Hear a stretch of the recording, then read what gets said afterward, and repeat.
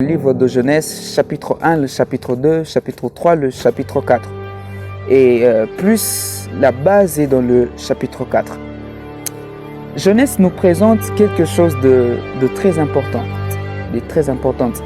Genèse nous présente la création du monde, la création du ciel et de la terre, la création des animaux, la création des arbres même, mais aussi la création de l'homme. Voilà. Genèse nous présente aussi la création de l'homme.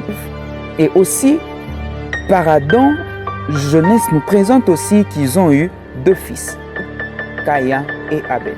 Voilà ce que Genèse nous fait voir.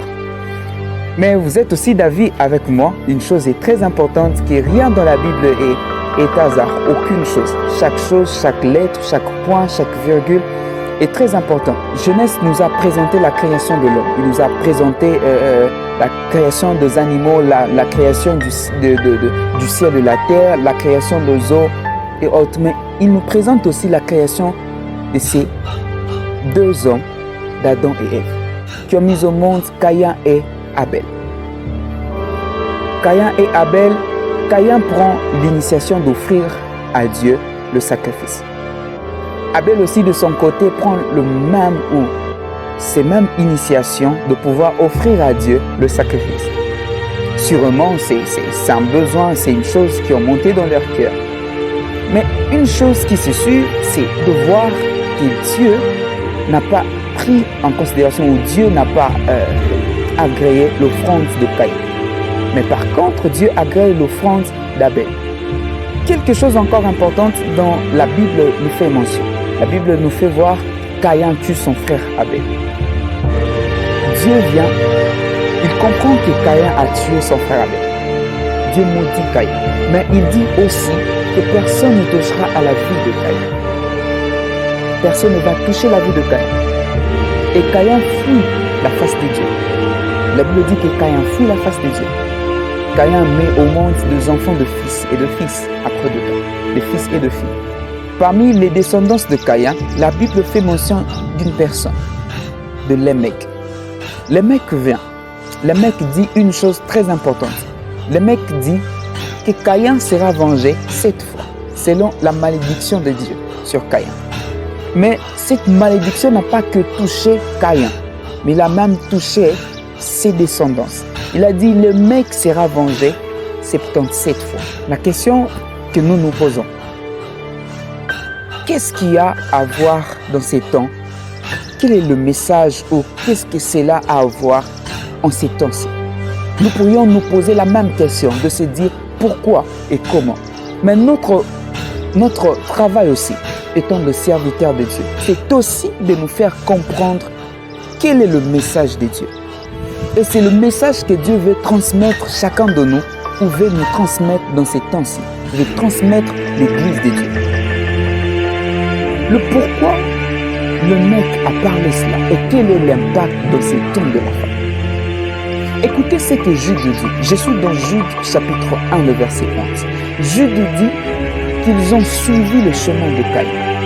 Ils ont suivi le chemin de Caïn. Ceux-là qui ont suivi le chemin de Caïn. Partie A. La question de se poser, de se dire pourquoi Jude dit cela. Je peux nous rappeler, Jude est un livre du Nouveau Testament, avant Apocalypse. Pourquoi Jude, après des années passées même, après des siècles même, Jude fait mention d'une personne de jeunesse, de Caïn, de dire que ceux-là qui ont suivi le chemin de Caïn. Pourquoi Jude fait mention simplement de Caïn? Pourquoi?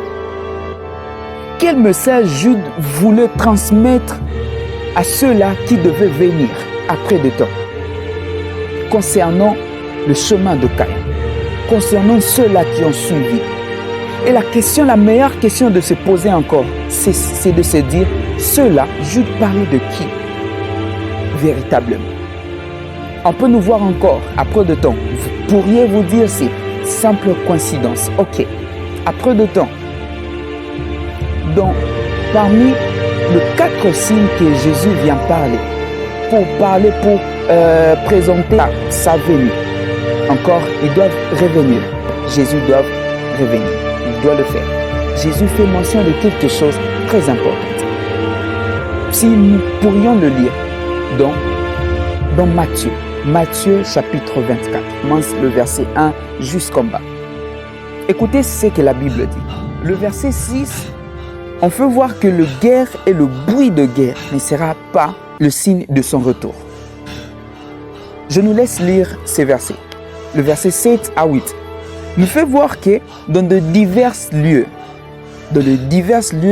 il y aura de famines et de tremblements de terre. Des tremblements de terre. Ça sera que le commencement. Et le verset 21 nous fait mention encore de quelque chose de très important. Il parle de la grande tribulation, il parle de choses qui doivent venir après de temps. Il nous parle que les choses deviendront encore plus dures. Et j'aimerais nous conscientiser de quelque chose. Dans ces versets, Jésus nous disait des choses qui doivent précéder sa venue. Il nous a parlé de guerre, il nous a parlé plusieurs de choses. N'est-il pas de choses qui doivent devenir graves après de temps? N'est-il pas les répercussions? Si Caïn sera vengé 7 fois, ses fils, ses descendants doivent être vengés encore bien plus que 7 fois. Le tout. Par conclusion, j'aimerais nous dire quelque chose de très important. Jésus, en parlant de sa venue, il voulait nous dire de plus en plus de choses deviendront dures. De plus en plus de choses ne seront pas faciles. Et si Caïn a été vengé 7 fois, les mecs 77 fois. Donc qui dit les descendants de Caïn n'auront pas le même sort ou les mêmes répercussions.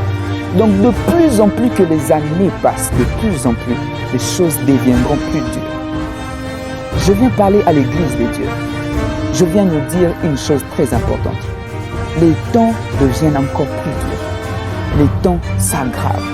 Il y a ceux-là qui sont sortis de Caïn. Ceux-là qui ont suivi le chemin de Caïn. Ceux-là qui ont préféré suivre le chemin de Caïn. Qui ont une seule chose, qui ont un seul but, de pouvoir tuer l'Église de Dieu.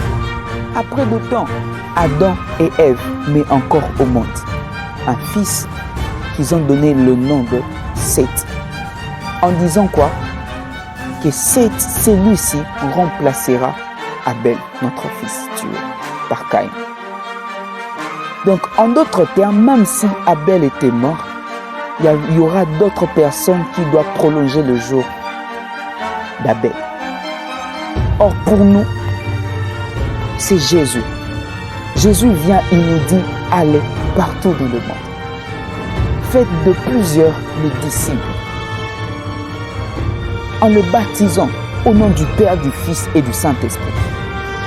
Frères et sœurs, nous avons un combat, nous avons l'ennemi commun. Frères et sœurs, le diable est en train d'agir. Le diable est en train d'agir. Son but est de pouvoir exterminer les enfants de Dieu. Son but est de pouvoir t'exterminer et m'exterminer. Mais je viens nous lancer un message que Dieu nous a donné pour ce temps. Lèvons-nous encore. Lèvons-nous. Il y a ceux-là qui sont sortis de Caïn, ceux-là qui suivent le chemin de Caïn, que nous les appellerons les ressortissants de Caïn de nos jours. Le ressortissant de Caïn de nos jours. Ceux-là qui suivent le chemin, la voie de Caïn, en ayant un seul but, une seule mission, de pouvoir séparer la tête qui est le Christ et le corps qui est l'Église, de tuer les Abel, Abel le chrétien, ceux-là qui ont pris la décision de suivre Jésus, ceux-là qui ont pris la décision de pouvoir parler de Jésus par-ci par-là, ceux-là qui ont pris la décision, les décisions de pouvoir mettre Jésus dans leur statut, de pouvoir parler de Jésus aux âmes perdues, qui est la fin est déjà là. Le Christ est proche, il est déjà en route vers son Église. Nous pourrions dépeupler les camps de l'ennemi pour que le Christ vienne trouver encore son Église. Partageons ces messages, parlons à nos voisins, parlons à nos voisines. Dites-leur que le Christ, la venue de Christ est déjà là. Dites-leur le ressortissant de Caïn. Il y a ceux-là qui suivent le chemin de Caïn. Et leur but est de pouvoir faire taire le message de Dieu, faire taire le message de Christ. Or, nous allons parler de Christ. Nous allons transmettre l'œuvre de Dieu. Nous allons parler de part et d'autre. L'apôtre Paul dit que la persécution de ces temps de la fin est encore bien plus forte qu'avant. De plus en plus, des choses deviennent plus dures. Où sont les enfants de Dieu? Où sont ceux-là qui doivent prendre en considération l'œuvre de Christ? De dire, moi je parlerai de Jésus. Je parlerai de Jésus. Alors, que Dieu nous bénisse de par le don. Que Dieu nous bénisse. Je vous bénis, frères et sœurs, pasteurs, hommes de Dieu, papa, maman. Que Dieu nous bénisse. Et je nous invite de pouvoir partager cette vidéo, de dire aussi aux autres les ressortissants de Caïn. Les ressortissants de Caïn de nos jours. Les ressortissants de Caïn, ceux-là qui suivent le chemin de Caïn. Ceux-là qui ont juré selon leur vie. Ceux-là qui ont pris la décision de pouvoir tuer le prophète de Dieu, tuer les enfants de Dieu, tuer l'œuvre de Dieu. Ceux-là qui sont en train de travailler nuit et jour pour faire taire le message de Dieu. Les Jézabel s'élèvent pour tuer, faire taire le prophète de Dieu. Il y a des rois qui s'élèvent pour décapiter les Jean-Baptiste. Que Dieu bénisse chacun de nous. Merci beaucoup. Que Dieu nous bénisse.